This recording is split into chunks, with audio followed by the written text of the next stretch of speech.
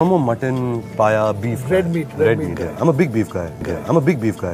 अस्सलाम वालेकुम दोस्तों रणबीर कपूर जो कि बॉलीवुड का बहुत बड़ा एक्टर है। अभी हाल ही में उसकी ब्रह्मास्त्र मूवी भी रिलीज़ हुई थी। उसी ने हाल ही एक इंटरव्यू में बयान दिया है अपनी फ़िल्म के प्रमोशन के दौरान कि मतलब आपको पता होगा कि ज़्यादातर हिंदू लोग गाय का गोश्त नहीं खाते। तो उसने कहा कि मुझे मतलब ऐसा कोई मसला नहीं, मैं ख़ुद पाकिस्तान से हूँ, पठान हूँ। तो मैं मतलब मेरे बड़े जो बुज़ुर्ग लोग हैं वो भी खाते थे, मैं भी गोश्त खाता हूँ, तो उसमें कोई मसला नहीं। तो चलो उसकी वीडियो देखते हैं, फिर डॉक्टर जाकिर नाइक का उसके हवाले से जो जवाब है वो भी सुन लेते हैं। चलो वीडियो स्टार्ट करते हैं। I guess my family's from Peshawar, so a lot of Peshawari influences in the food has also come with that. I guess my family's from Peshawar, so a lot of Peshawari influences in the food has also come with that. I'm a more mutton, paya, beef guy. Red meat guy. I'm a big beef guy. I'm a big beef guy. मुझे एक बात मुसलमानों से कहनी है कि वो लोग गाय का मांस क्यों खाते हैं। मैं पहले बोलना चाहता हूं भाई साहब आनंद जी कि एक मुसलमान अच्छा मुसलमान रह सकता है 100% शाकाहारी होने के बाद भी। A Muslim can be a good Muslim even by being a pure vegetarian. शुद्ध शाकाहारी होने के बाद भी एक मुसलमान 100% अच्छा मुसलमान रह सकता है। लेकिन क्योंकि अल्लाह सुब्हानहू व तआला हमारा रब, हमारा खालिक, कुरान मजीद में अल्लाह ताला फरमाते हैं, सूरह माइदा में सूरह नंबर 5 आयत नंबर 1 में अल्लाह ताला फरमाते कि आप उन 4 पायों जानवरों का गोश्त खा सकते हैं जिनकी हमने इजाजत दी है। अल्लाह ताला फरमाते हैं सूरह नहल में सूरह नंबर 16 आयत नंबर 5 में कि आप कैटल का गोश्त खा सकते हैं। कुरान में जिक्र आता है सूरह मोमिनून में सूरह नंबर 23 आयत नंबर 21 में कि आप कैटल में से आपको मिलता है दूध, उनमें से मिलती है आपको गर्मी और आप इनका गोश्त खा सकते हैं। तो जब अल्लाह सुब्हानहू व तआला हमारा खालिक, हमारा मालिक कहता है कि आप गोश्त खा सकते, तो क्यों हमें नहीं खाना चाहिए। मैं आपको कोशिश करूंगा बताने के लिए कि आज की साइंस ये कहती है कि हमारे जिस्म में हमको प्रोटीन की जरूरत है, कम से कम 23 एमिनो एसिड की जरूरत है। यही 23 में से 8 एमिनो एसिड हमारे जिस्म में नहीं बनते। उसके लिए फर्ज है कि ये हमारे खाने में हमें ये एमिनो एसिड मिलना चाहिए। कोई भी शाकाहारी, कोई भी भाजी पाला नहीं है जिसमें आटों के आटो एमिनो एसिड मौजूद है। फ्लैश में, गोश्त में आटो एमिनो एसिड मौजूद है। इसे साइंस कहती है कंप्लीट प्रोटीन, कंप्लीट फूड। आज साइंस ये कहती है कि फ्लैश फूड में, गोश्त में प्रोटीन है, नियासिन है, विटामिन B1 है, इससे सेहत अच्छी बनती है। और आज आप देखेंगे जो जानवर जो शाकाहारी होते हैं, जो सिर्फ भाजी पाला खाते हैं, भेड़, बकरी, गाय, आप देखेंगे इन जानवरों के दांत इनके चपटे हैं, उनके पास हर्बीवोरस सेट ऑफ टीथ है। ये सिर्फ भाजी पाला खाते, गोश्त खा ही नहीं सकते। जब आप देखेंगे मांसाहारी जानवर के दांत, शेर बब्बर, चीता, उनके नोकीली दांत होते हैं। ये सिर्फ गोश्त खाते हैं, भाजी पाला खा ही नहीं सकते।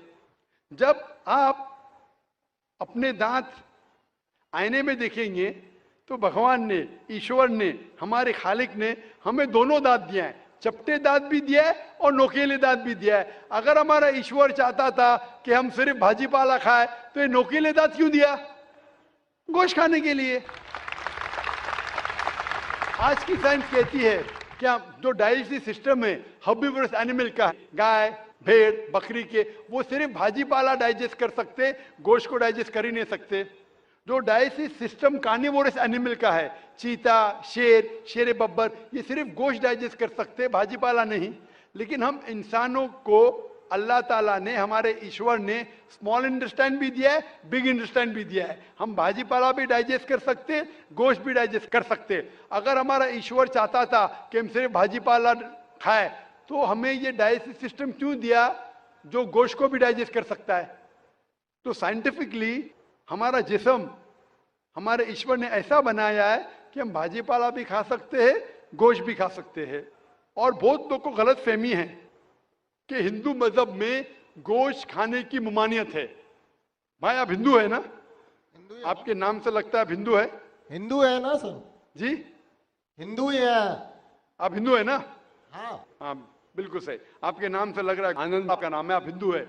आपको गलतफहमी होंगी कि हिंदू मजहब में गोश्त खाना हराम है। आप जब हिंदू मजहबी किताब पढ़ते हैं, आपकी मजहबी किताब में लिखा है कि गोश्त भी खा सकते हैं, मांस भी खा सकते हैं और बीफ भी खा सकते हैं, गाय का गोश्त भी खा सकते हैं। आप जब पढ़ेंगे मनुस्मृति चैप्टर नंबर 5 अध्याय नंबर 5 श्लोका नंबर 30 में लिखा है कि अगर खाने वाले जानवर, अगर खाने वाले मखलूक उस चीज को खाती है जो खाने वाले जानवर है, तो आप कोई गुनाह नहीं कर रहे, क्योंकि ईश्वर ने कुछ मखलूक को बनाया है खाने के लिए और कुछ मखलूक को खा जाने के लिए। Some to eat and some to be eaten. तो अगर आप खाने वाले जानवर खाते हैं तो गुनाह नहीं कर रहे।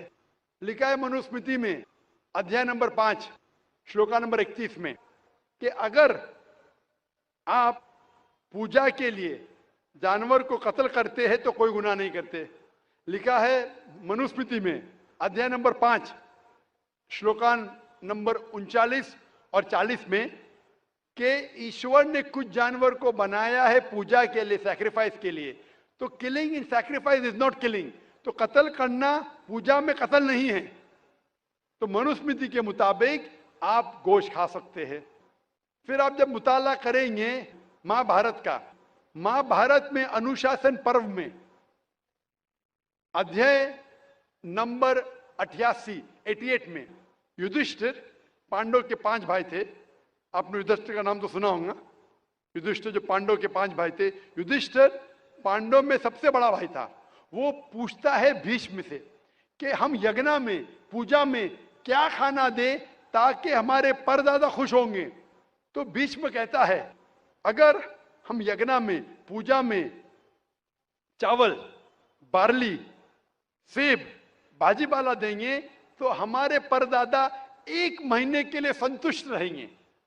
अगर हम मछली देंगे तो 2 महीने के लिए, अगर गोश्त देंगे 3 महीने के लिए, अगर खरगोश देंगे तो 4 महीने के लिए, अगर बकरी देंगे तो 5 महीने के लिए, अगर सुअर देंगे तो 6 महीने के लिए, अगर परिंदा देंगे तो 7 महीने के लिए, अगर हिरन देंगे तो 8 महीने के लिए, अगर बैल देंगे तो 11 महीने के लिए, अगर गाय देंगे तो पूरे 1 साल के लिए हमारे परदादा संतुष्ट रहेंगे। 1 साल। क्या दूध की बात कर रहे हैं सर? आप बफेलो देंगे, बफेलो तो 12 साल के लिए, अगर राइनोसरस देंगे या रेड मीट, लाल गोश्त, तो हमारे परदादा हमेशा के लिए संतुष्ट रहेंगे। पूरा मेन्यू है महाभारत में, हिंदू किताब में पूरा मेन्यू है। क्या चाहते हैं? भाजीपाला, मछली, गोश्त, खरगोश, हिरन, बीफ, बड़े का छोटे का सब है। आप अगर वेद पढ़ेंगे, वेद में भी लिखा है कि संत और साधु गोश्त खाते थे, गाय का गोश्त भी खाते थे।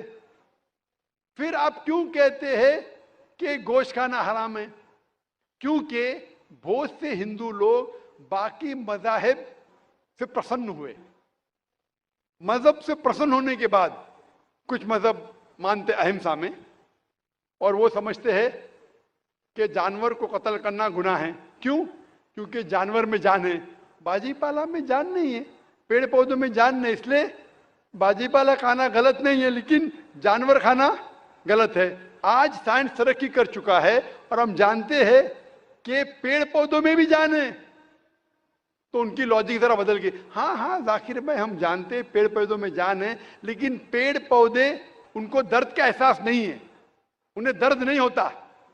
पेड़ पौधों को दर्द नहीं होता है और जानवर को दर्द होता है, इसीलिए जानवर खाना बड़ा गुनाह है, पेड़ पौधे खाना कम गुनाह है।